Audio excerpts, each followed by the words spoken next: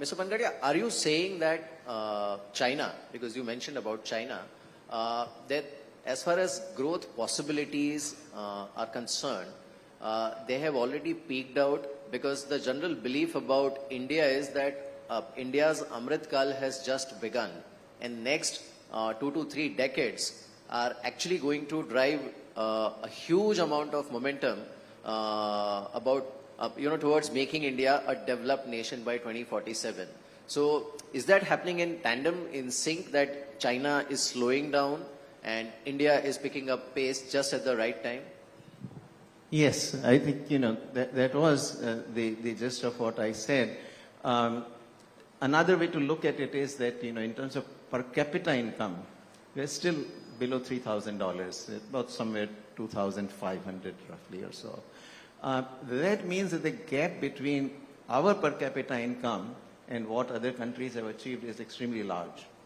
And this is, what that says is that even with the existing technologies, as we accumulate more capital over time, we can actually raise the productivity levels, the average worker productivity levels, to significantly higher levels. I mean, you can compare with China, where this per capita income is somewhere between $13,000-14,000, compare with South Korea, which is $32,000-33,000.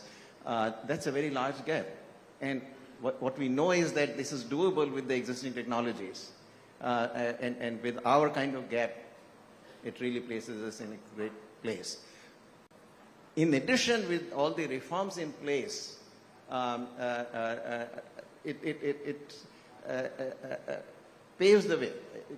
In some ways, these gaps existed, perhaps even larger gaps existed in the 50s, 60s, and 70s, and even 80s. But then the economic reforms were not in place.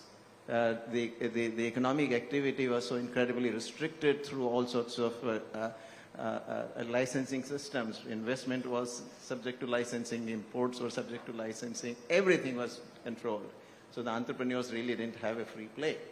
Today, the entrepreneurs have a free play. Economy is open, so investment is coming in, technology can flow in. So in effect, and everybody has to compete with the best in the world. And that also actually brings the best out of you. So all these factors, I think, add up for us for next 2 to 3 decades, perhaps even longer, to sustain a very rapid growth. I mean, we are currently growing, in real rupees, about 7% or so per year. It's certainly, with a few more reforms in the next 5 years, I think we can realistically push it to somewhere, close to 9%, certainly somewhere between 8 to 9%.